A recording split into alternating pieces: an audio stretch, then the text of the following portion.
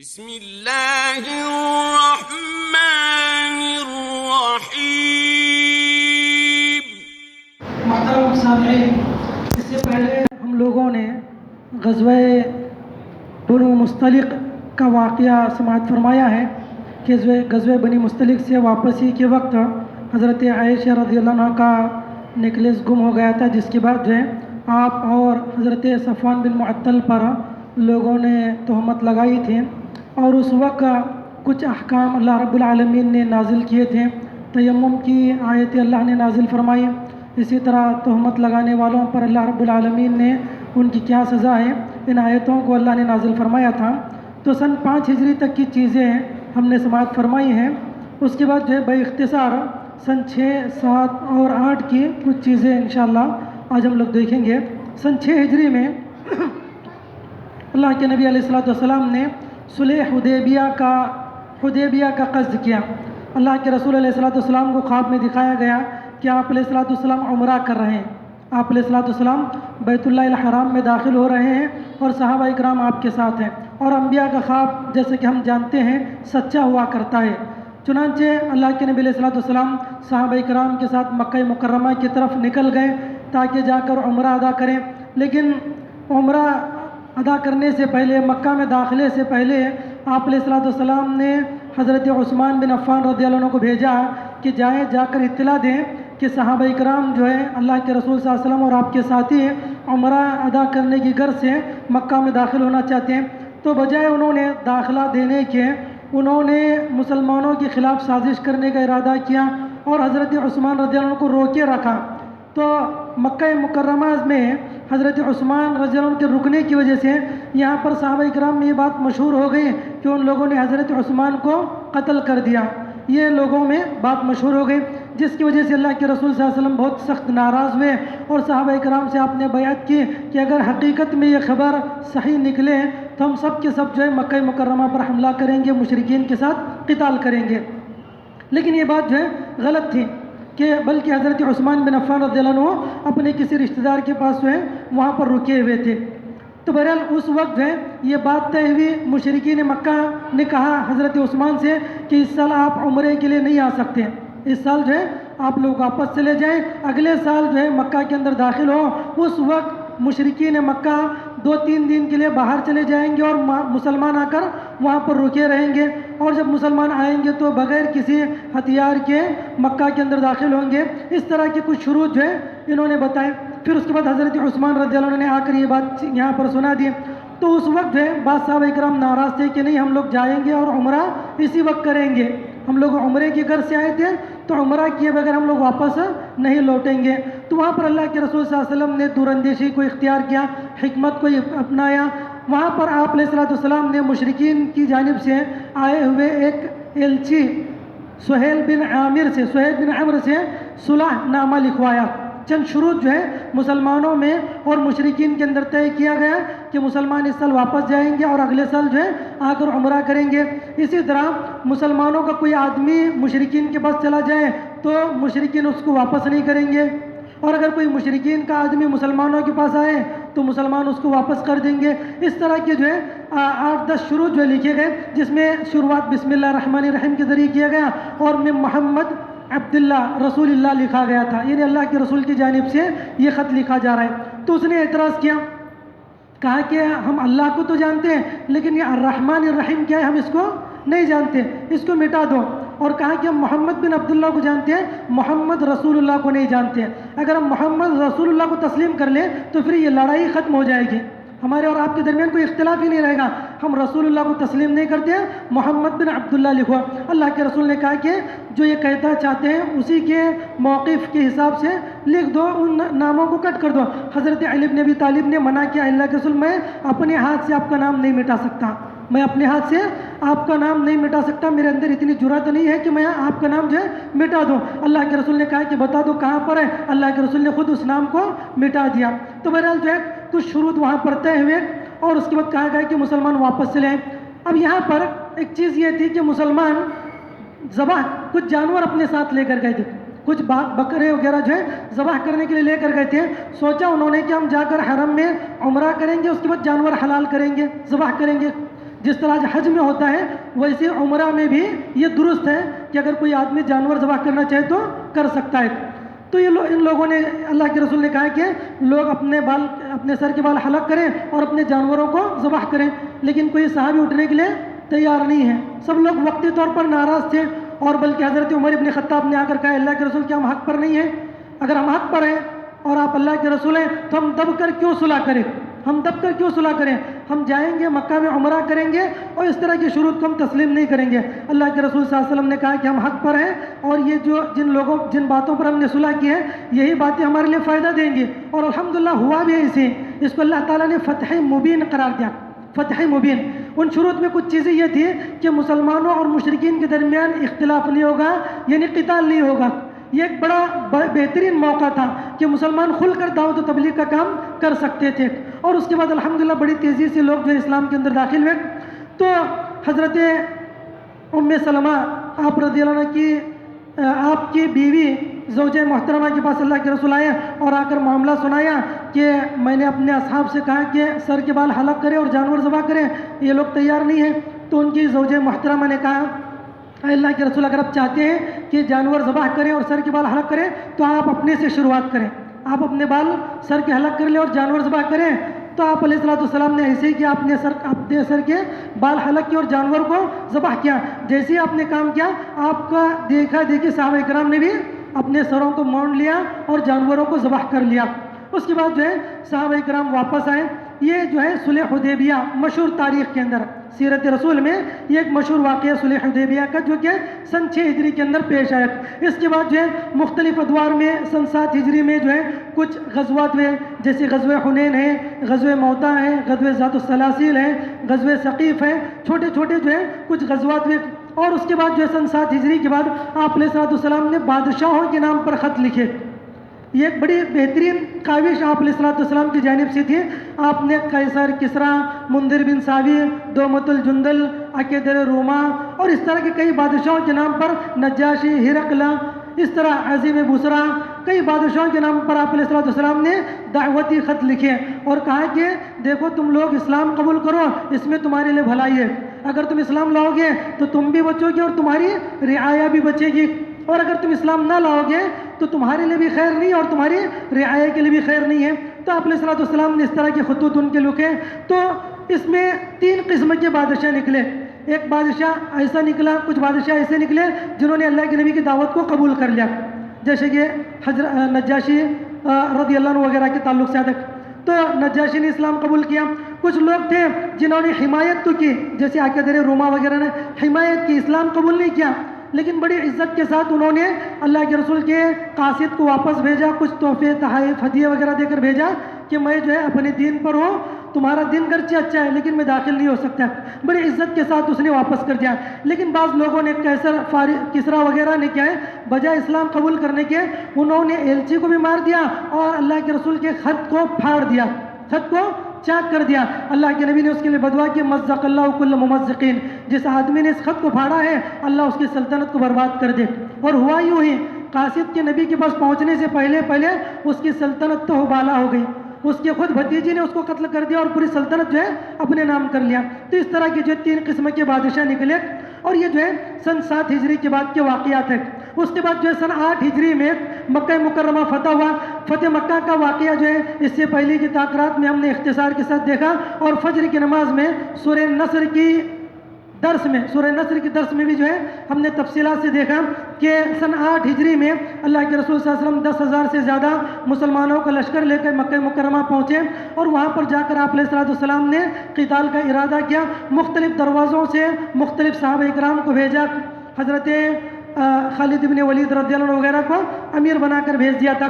تو یہ رمضان کا واقعہ تھا.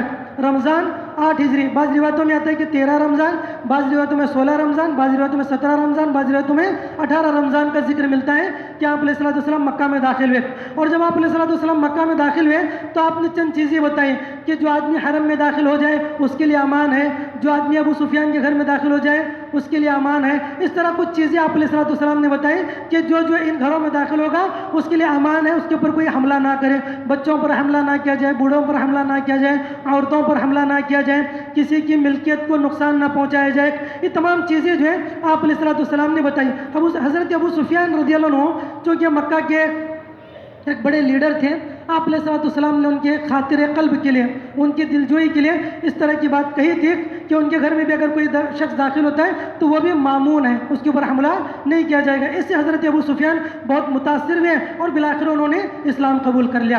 تو یہ فتح مکہ کے اندر جو ہے بغیر جنگ کے ہی الحمدللہ ان لوگوں نے ہتھیار ڈال دیے، اور یہ لوگ جو ہے آپ علیہ السلام کے سامنے کھڑے ہو گئے کہ جو آپ ہمیں سزا دینا چاہیں ہم تیار ہیں. تو اس وقت اللہ کے رسول نے اپنا بڑا مشہور جملہ کہا کہ میں وہی جملہ کہوں گا جو کریم ابن کریم نے کہا، شریف ابن شریف نے کہا، معزز اور معزز کے بیٹے نے کہا، یعنی یوسف علیہ السلام نے اپنے بھائیوں سے کہا تھا، ان بھائیوں سے جنہوں نے ان کے خلاف جو ہے سازشیں رچی تھی، قتل کرنے کا ارادہ کیا تھا، ان بھائیوں کے بارے میں کہا تھا لا تثريب عليكم اليوم اذهبوا انتم الطلقاء، جاؤ آج تم سب آزاد ہو، تم پر کوئی ڈانٹ پھٹکار نہیں ہے. تو حضرت اللہ کے رسول نے کہا آج یہی جملہ میں جو ہے تم سب کو کہہ رہا ہوں کہ جاؤ تم سب آزاد ہو، تم پر کوئی گرفت نہیں ہے. اس کا نتیجہ یہ ہوا کہ مکہ میں نہ صرف مکہ میں رہنے والے مسلمان ہوئے بلکہ مکہ کے اطراف جتنے لوگ تھے سب کے سب الحمدللہ مشرف اسلام ہوئے. یہ فتح مکہ کا جو واقعہ ہے. اس کے بعد جو ہے کچھ احکام بھی اللہ رب العالمین نے نازل کیے کہ شراب پہلے حرام ہو گئی تھی، اب یہاں کہا گیا کہ شراب پینا بھی حرام ہے، شراب بیچنا بھی حرام ہے. اسی طرح بتوں کی پوجا کرنا بھی حرام ہے، بتوں کی تجارت کرنا بھی حرام ہے، مردار کھانا بھی حرام ہے، مردار بیچنا بھی حرام ہے. تو اس طرح کے کچھ احکام جو ہے اللہ رب العالمین نے یہاں پر نازل فرمائے. اس کے بعد جو ہے سن 8 ہجری، اس کے بعد 9 ہجری میں جو ہے آپ علیہ السلام نے طائف کا محاصرہ کیا. طائف جہاں پر اس سے پہلے آپ علیہ السلام دعوت کے غرض سے گئے تھے لیکن انہوں نے اسلام قبول نہیں کیا. اس موقع پر سن 9 ہجری میں آپ علیہ السلام جو وہاں پر پہنچے اور قلعے کا محاصرہ کیا تو چند دنوں کے بعد وہ لوگ خود باہر آئے اور انہوں نے اپنے آپ کو سرنڈر کر دیا، اور ان میں سے اکثر لوگوں نے اسلام قبول کر لیا. تو اس کے بعد جو ہے ایک واقعہ طائف کے بعد کا واقعہ جو ہے غزوہ تبوک کا واقعہ ہے جو کہ تاریخ کی بڑی مشہور جنگ ہے غزوہ تبوک. یہ سن 9 ہجری میں پیش آئے.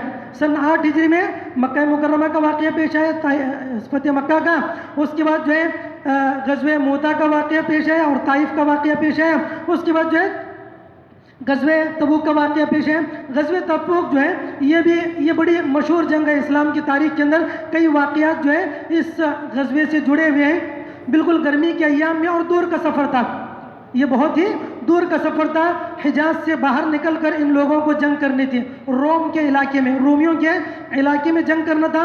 بعض روایتوں میں آتا ہے کہ رومیوں نے یہ ارادہ کیا تھا کہ مسلمانوں پر حملہ کریں. نتیجے میں اللہ کے رسول نے بجائے وہ لوگ حملہ کریں ہم لوگ جا کر ان پر حملہ کریں گے یہ کہہ کر آپ علیہ السلام نے صحابہ کرام کو تیار کیا اور راستہ بھی بتا دیا.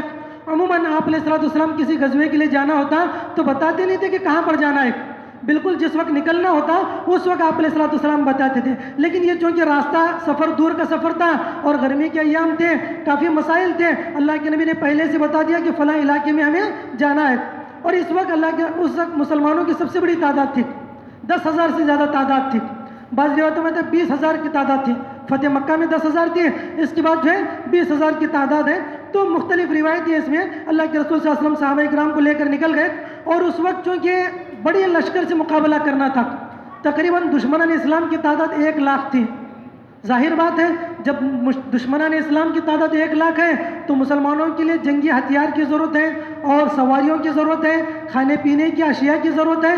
تو اس وقت اللہ کے رسول صلی اللہ علیہ وسلم نے کہا کہ جو آج کے اس غزوے کے لیے خرچ کرے گا، جو کوئی مال خرچ کرے گا اس کے لیے اللہ کے نبی علیہ السلام نے کہا جنت کی بشارت ہے. من جہز جیش العسرۃ فلہ الجنہ، جس نے اس غزوے کے لیے لشکر کے لیے سامان فراہم کیا فلہ الجنہ، اس کے لیے جنت ہے. تو اس میں بہت سارے واقعات آتے ہیں. حضرت ابوبکر نے اپنا پورا مال لا کر دیا، حضرت عمر رضی اللہ عنہ نے اپنے گھر کا آدھا مال لا کر دیا، حضرت عثمان رضی اللہ عنہ کے تعلق سے آتا ہے کہ انہوں نے جو ہے بڑی مقدار میں، بعض روایتوں میں آتا ہے کہ آپ نے 600 اونٹ اللہ کی راہ میں اس غزوے کے لیے جو ہے دے دیا اللہ کی راہ میں. اور حضرت عبد الرحمن بن عوف کے تعلق سے آتا ہے کہ انہوں نے 2000 درہم جو ہے اللہ کی راہ میں دے دیے. اور حضرت عثمان کے تعلق سے آتا ہے کہ 30,000 مقاتلین یعنی لوگوں کے لیے جتنے مال کی ضرورت ہوتی ہے افراد کے لیے اتنا مال انہوں نے فراہم کر دیا. تو بہت ساری چیزیں. اور ایک روایت میں کہ 1000 دینار سونے کے جو سکے ہوتے ہیں وزنی آج کے نہیں بلکہ زمانے قدیم کے سونے کے سکے جو تقریباً 4 تولہ کوئی ایک سکہ ہوتا ہے غالباً 4 تولہ. تو اس طرح کے جو ہے غالباً 1000 دینار انہوں نے فراہم کیا. 1000 دینار. تو یہ ایک بہت بڑی مدد تھی اس وقت. اللہ کے رسول نے کہا ما ضر عثمان ما عمل بعد اليوم قط. کہا کہ اگر عثمان اس کے بعد اگر کوئی عمل نہ کرے تب بھی اللہ عثمان کو جنت دے گا. سبحان اللہ. بہت بڑی بات اللہ کے رسول صلی اللہ علیہ وسلم نے حضرت عثمان رضی اللہ عنہ کے تعلق سے کہی تھی. تو اللہ کے نبی صلی اللہ علیہ وسلم نے بلکہ جتنے صحابہ اکرام تھے سب نے حسب استطاعت حسب توفیق جو ہے مال اس کے لیے لا کر جمع کر دیا. اور لشکر جو ہے مسلمانوں کا مدینہ سے نکل گیا. اس وقت چونکہ گرمی کے بڑے شدید گرمی کے ایام تھے بہت سخت ایام تھے. اب منافقین نے بہانہ بنا لیا کہ اتنی دور ہم نہیں آ سکتے اور گرمی کے ایام نہیں آ سکتے. ہمارے فصل کے کٹوتی کا وقت جو ہے قریب ہے. ہمارے بیوی بچوں کو دیکھنے والا کوئی نہیں ہے. مختلف قسم کے بہانے لے کر نبی کی خدمت میں آئے اور عذر تلاش کرنے لگے اجازت طلب کرنے لگے. اللہ کے رسول نے اجازت دے دی. کہا کہ تم جو ہے بری ہو. تو اللہ رب العالمین نے آیت نازل کی. کہا کہ یہ سب لوگ جھوٹے ہیں. اللہ نے تنبیہ کی عفا اللہ عنک لما اذنت لهم کہ تمہیں اللہ نے معاف کر دیا. یہ تم سے ایک چھوٹی سی غلطی ہو گئی تم نے ان کو عذر اجازت دے دی. حالانکہ تم نہیں جانتے کہ یہ لوگ اپنی بات میں جھوٹے ہیں. اللہ نے تنبیہ کی اور ساتھ میں یہ بھی کہا کہ اللہ نے اس کو معاف کر دیا. تو مشرکین جو ہے اس معاملے میں اس جنگ سے پیچھے رہ گئے. اور اتفاقاً جو ہے کچھ صحابہ اکرام بھی پیچھے رہ گئے تھے جن میں 3 صحابہ کا واقعہ مشہور ہے. بار بار ہم لوگوں نے ان کا واقعہ سنا ہے. مرارہ بن ربیع کعب بن مالک اور ہلال بن امیہ. یہ 3 صحابہ اکرام کا جو ہے واقعہ مشہور ہے. وہ لوگ بھی جو ہے جنگ سے پیچھے رہ گئے تھے بلا کسی وجہ کے. بس ایک سستی اور ایک کاہلی کی وجہ سے ہر دن وہ یہ سوچتے تھے کہ آج نکلیں گے. وہ لوگ جو ہے نہیں نکل سکے. بالآخر جو ہے اللہ کے رسول صلی اللہ علیہ وسلم اس غزوے سے واپس آ گئے. اس کے بعد جو ہے اللہ تعالیٰ نے آیت نازل کی. اور پھر یہ اللہ کے رسول جب واپس آئے تو انہوں نے حق بات پیش کی. کہا کہ ہمارے ساتھ تو کوئی کام نہیں تھا بس ہماری سستی اور غفلت کی وجہ سے اللہ کے رسول ہم نہیں پہنچ سکے تھے. تو اللہ کے نبی نے کہا کہ تمہارا معاملہ اللہ کے پاس ہے. اللہ تعالیٰ کا حکم جب تک نہ آئے تمہارا کوئی معاملہ نہیں ہوگا. اللہ کے رسول صلی اللہ علیہ وسلم نے ان لوگوں سے بائیکاٹ کیا. تقریباً 50 دن تک آپ علیہ السلام نے ان لوگوں سے بات نہیں کی. بہرحال صحابہ اکرام نکل گئے. لمبا سفر تھا. آپ علیہ السلام تبوک کے مقام پر پہنچے. تبوک کے مقام پر آپ علیہ السلام صحابہ اکرام کے ساتھ 20 دن تک رکے رہے. 20 دن تک آپ علیہ السلام رکے رہے. لیکن رومی جو ہے جو دشمنان اسلام تھے وہ آپ کے سامنے نہیں آ سکے. حالانکہ لشکر بڑا تھا 1 لاکھ کے قریب تھے لیکن مسلمانوں کا مقابلہ کرنے کے لیے وہ لوگوں کے اندر ہمت نہیں تھی. وہ لوگ واپس نہیں آ سکے. چنانچہ 20 دن تک آپ علیہ السلام نے ان لوگوں کا انتظار کیا. جب یہ لوگ نہیں آئے تو 20 دنوں کے بعد آپ علیہ السلام مکہ مکرمہ کی طرف واپس نکل آئے اللہ کے نبی علیہ السلام. تو یہاں پر جو ہے کوئی جنگ نہیں ہوئی. غزوہ تبوک کے اندر کوئی جنگ نہیں ہوئی. بلا کسی جنگ کے آپ علیہ السلام واپس نکلے. جب آپ واپس نکل رہے تھے تو آپ کی جو واپسی ہے مقام سمود جہاں پر مقام صالح علیہ السلام کی قوم موجود تھی. صالح علیہ السلام کو اللہ رب العالمین نے ایک اونٹنی دی تھی. بڑا مشہور واقعہ قرآن کے اندر اس کا تذکرہ موجود ہے. تو وہ اس مقام سے وہ لوگ پہنچنے لگے مدائن صالح سمود کے پاس سے. تو اللہ کے نبی علیہ السلام نے کہا کہ دیکھو یہ عذاب زدہ بستی ہے, یہاں سے نکلنا ہو تو اللہ کی ذات سے پناہ مانگتے ہوئے بڑی تیزی سے نکل جاؤ. یہاں پر رکے بنا جو ہے بڑی تیزی سے نکل جاؤ. چنانچہ تمام کے تمام صحابہ اکرام جو بڑی تیزی سے وہاں سے نکل گئے اور مکہ مکرمہ کے اندر پہنچ گئے. جب مکہ مکرمہ میں پہنچے تو وہاں پر جو ہے جو مسجد زرار پہلے بنائی گئی تھی, مسجد زرار ایک بنائی گئی تھی آپ مکہ میں تبوک کو نکلنے سے پہلے. مشرکین کا ارادہ یہ تھا کہ اس مسجد کے اندر مسلمانوں کے خلاف جو ہے سازشیں رچی جائیں. اس مقصد کے تحت جو ایک مسجد بنائی گئی تھی. اللہ کے نبی سے کہا گیا کہ آپ آ کر وہاں پر نماز پڑھیں. تو اللہ کے نبی نے کہا کہ میں تبوک کے لیے نکل رہا ہوں, واپس ہی میں آ کر جو ہے میں نماز پڑھوں گا. اللہ کے رسول کو پتہ نہیں تھا کہ ان کا مقصد کیا تھا, ان کا کیا مقصد ہے نہیں پتا. اور یہ جو مسجد ہے, یہ مسجد ضرار, یہ مسجد قباء کے بالکل قریب میں بنائی گئی تھی. تو اللہ کے رسول صلی اللہ علیہ وسلم جب واپس آئے, آپ کو وحی ہوئی کہ یہ جو ہے مسجد کوئی اچھی مسجد نہیں ہے, بلکہ مسجد ضرار. ضرار کے معنی ہوتے ہیں نقصان پہنچانا, ضرار کے معنی ہوتے ہیں نقصان پہنچانا. چنانچہ اللہ کے نبی نے جیسے آپ کو یہ علم ہوا, وحی ہوئی, آپ علیہ الصلوۃ والسلام نے چند صحابہ کرام کو بھیج کر جو ہے اس مسجد کو ڈھانے کا حکم دیا, مسجد کو گرا دیا گیا. وہاں پر اللہ رب العالمین نے اہل قباء کی تعریف کی, کہا کہ لمسجد اسس علی التقوی من اول یوم حقا تقوم فیہ. کہا کہ اگر تم قیام کرنا ہی چاہتے ہو, نماز پڑھنا ہی چاہتے ہو, تو مسجد قباء جاؤ. وہاں کے لوگ بڑے نیک لوگ ہیں, پرہیزگار ہیں, بڑے نظافت پسند لوگ ہیں, طہارت پسند لوگ ہیں, پاک لوگ ہیں. اللہ رب العالمین نے قباء والوں کی تعریف میں یہ بات کہی. پھر اس کے بعد جو ہے یہ تین جو اشخاص تھے جو پیچھے رہ گئے تھے, تین لوگ,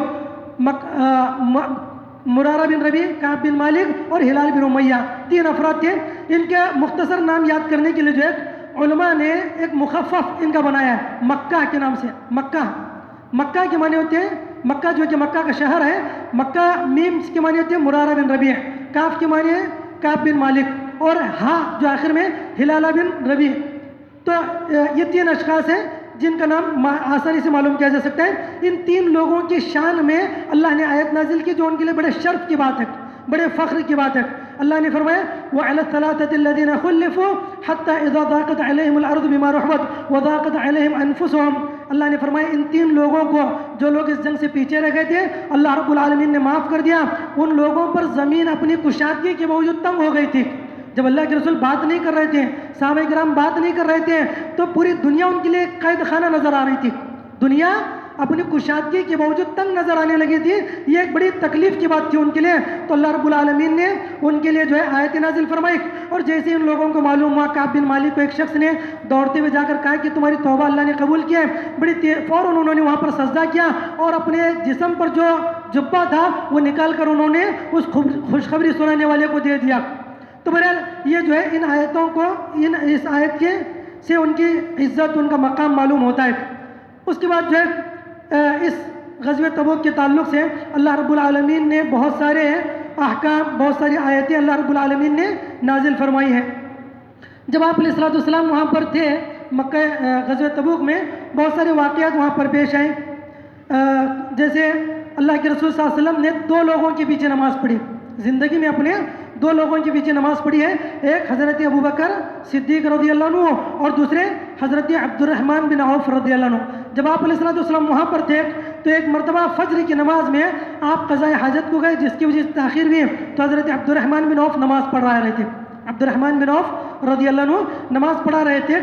تو جیسے انہوں نے دیکھا اللہ کے رسول آ گئے ہیں, آپ کی آہٹ کو انہوں نے سنا, محسوس کیا, تو پیچھے ہٹنے لگے. اللہ کے رسول نے کہا کہ تم اپنی جگہ پر برقرار رہو.